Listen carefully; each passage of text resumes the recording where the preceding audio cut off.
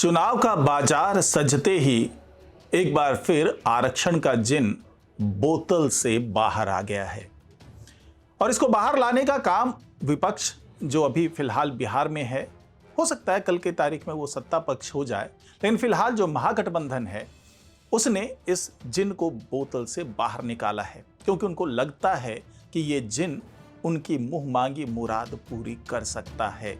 तो आखिरकार तेजस्वी यादव को ऐसी क्या जरूरत पड़ी, क्या उन्होंने ये समझ लिया है कि इस बार जो दूसरे चरण का मतदान होना है उसमें यही आरक्षण उनको एक बड़ी जीत की राह दिखा सकता है। तो इसी पर चर्चा होगी आज के इस वीडियो में, तो इसको आखिर तक जरूर देखिएगा।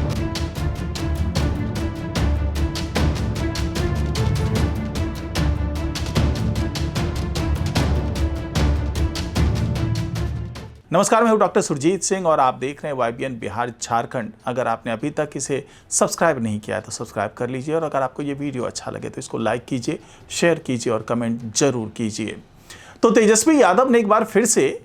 वही डुगडुगी बजाई है जो अक्सर बजा करके वो दलितों को अपने साथ जोड़ने का काम करते हैं। इस बार भी तेजस्वी यादव ने कह दिया है कि प्रधानमंत्री से लेकर के एनडीए के तमाम जो बड़े नेता हैं वो 65% जो आरक्षण है उस पर चुप्पी क्यों साधे हुए हैं। 65% आरक्षण के बारे में दावा है तेजस्वी यादव का कि जब वो 17 महीने तक नीतीश कुमार के साथ सरकार में शामिल थे तो उस वक्त उन्होंने 65% आरक्षण का प्रपोजल दिया था और उसको अप्रूव कराने की कोशिश कर रहे थे, लेकिन वो अभी तक अप्रूव नहीं हुआ है। और उन्होंने मांग की है बीजेपी से, उन्होंने मांग की है पीएम मोदी से कि इस 65% जो आरक्षण है उसको लागू किया जाए। दूसरी तरफ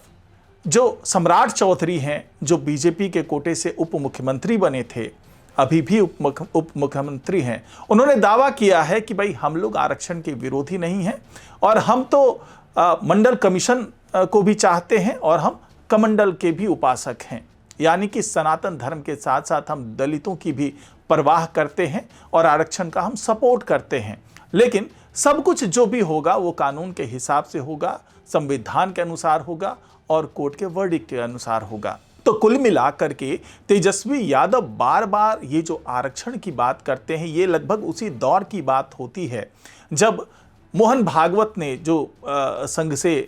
आते हैं उन्होंने भाषण दिया था और भाषण के दौरान उन्होंने कहा था, तब लालू यादव का राज हुआ करता था,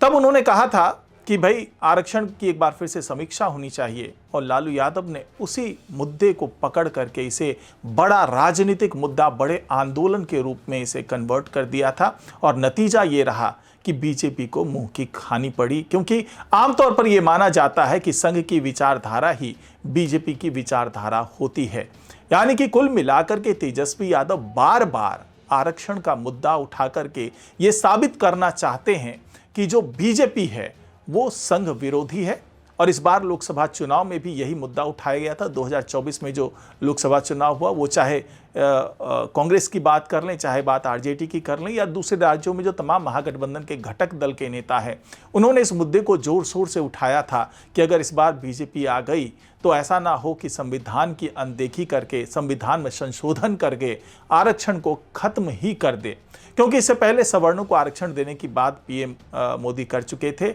और वो हालांकि सीधे सीधे सवर्णों की बात नहीं थी, वो बात थी आर्थिक रूप से पिछड़े तबके की, चाहे उसमें सवर्ण हो चाहे दूसरी जाति के हों। तो इस बहाने से एक आरक्षण का एक नया दौर शुरू करने की कोशिश हुई थी और इसके बाद जो कोटे में कोटा देने की बात हुई थी उसको भी मुद्दा बनाया गया उस वक्त महागठबंधन के जो तमाम नेता हैं उनके माध्यम से। हालांकि वो खुल करके इस पर बयान देने से हमेशा बचते रहे क्योंकि उनको पता है कि कोटे में कोटा जो देने की बात हुई आरक्षण में, तो उसमें कुछ ऐसे तबके के भी लोग हैं, ऐसे दलित भी हैं, ऐसे अति पिछड़े लोग भी हैं जिनको उस कोटे में कोटा का फायदा हो सकता है। लेकिन एक बड़ा तबका वो भी है जिसको इस कोटे में कोटा से नुकसान हो सकता है। इसी का काट निकालने के लिए तेजस्वी यादव ने कोशिश की थी कि भाई 65% आरक्षण पर बात बन जाए, लेकिन कहते हैं कि आरक्षण एक ऐसा मुद्दा है जिसको छेड़ना बहुत ही संवेदनशील मामला हो सकता है। इसका सपोर्ट करना और इसका विरोध करना, दोनों ही मामले में एक बड़ा वोट बैंक छिटकने का डर रहता है। लेकिन जब दूसरे चरण की बात आती है, क्योंकि पहले चरण में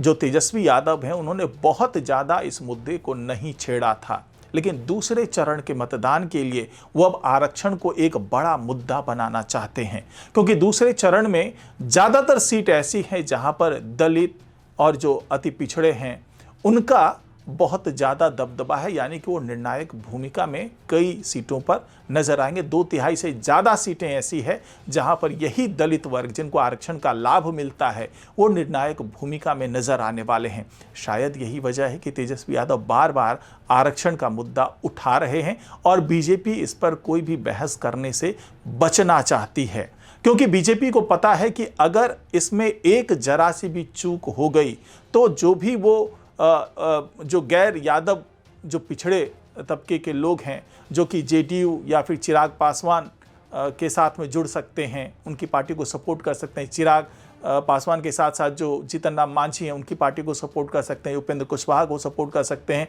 और एक बड़ा तबका बीजेपी को भी सपोर्ट कर सकता है। तो ऐसी स्थिति में एक जरा सी चूक से पूरा बंटाधार हो सकता है। इसीलिए बीजेपी बार बार यही कह रही है कि हम आरक्षण विरोधी नहीं हैं, लेकिन ये कहने से बचती रही है कि उस 65% का क्या हुआ, 65% का वो सपोर्ट करेंगे या उसका विरोध करेंगे, इस पर बचती रही है बयान देने से। चाहे वो जेडीयू की बात कर लें, चाहे बीजेपी की बात कर लें या दूसरे जो भी घटक दल हैं एनडीए के, वहाँ पर बात करने से बचते रहे हैं। क्योंकि जो आरक्षण का है, पहले ये भी कहा जा रहा था कि आरक्षण को धीरे धीरे फेज वाइज ख़त्म कर दिया जाएगा और इस बात को जो चर्चा में लाने की जिम्मेदारी थी वो थी विपक्ष की। उसने इसे एक बड़ा मुद्दा बनाया और ये साबित करने की कोशिश की कि बीजेपी अगर हर तरीके से पावरफुल हो गई, हर तरीके से सरकार बहुमत की बन गई उसकी, तो हो सकता है कि धीरे धीरे इस आरक्षण को फेज आउट कर दिया जाए। ये अलग बात है कि खुद अंबेडकर साहब ने भी ऐसा कहा था, बाबा भीमराव अंबेडकर ने कहा था कि जैसे जैसे ये मुख्य धारा में शामिल होते चले जाएंगे, पिछड़ा तबका जो है, जो दलित तबका है, वैसे वैसे इस आरक्षण को फेज आउट कर देना चाहिए। लेकिन लगातार न वो आंकड़े कभी आ पाए जिससे ये साबित हो जाए कि हाँ अब ये मुख्य धारा में शामिल हो गए, और ना ही कोई ऐसी राजनीतिक इच्छा शक्ति बन पाई जिसके आधार पर इस आरक्षण को ख़त्म किया जा सके। बार बार कमीशन बने, कमीशन की अनुशंसाएं आई, उन्होंने जो पैरवी की उसको लागू करने के लिए उसकी ज़बरदस्त पैरवी भी की गई और साथ ही उसके विरोध में भी कई दल सामने आए। तो कुल मिलाकर के आरक्षण बार बार जब भी कोई चुनाव होता है तो एक बड़ा मुद्दा बन करके सामने आता है और ऐसा ही कुछ इस बार भी हो रहा है, क्योंकि आरक्षण का लाभ बिहार की एक बड़ी आबादी को मिल रहा है। ऐसे में आरक्षण के मुद्दे को छेड़ना विपक्ष की मजबूरी है और उस पर कोई बयान न दे पाना ये एनडीए की मजबूरी है। तो आज की रिपोर्ट में फिलहाल इतना ही। नमस्कार।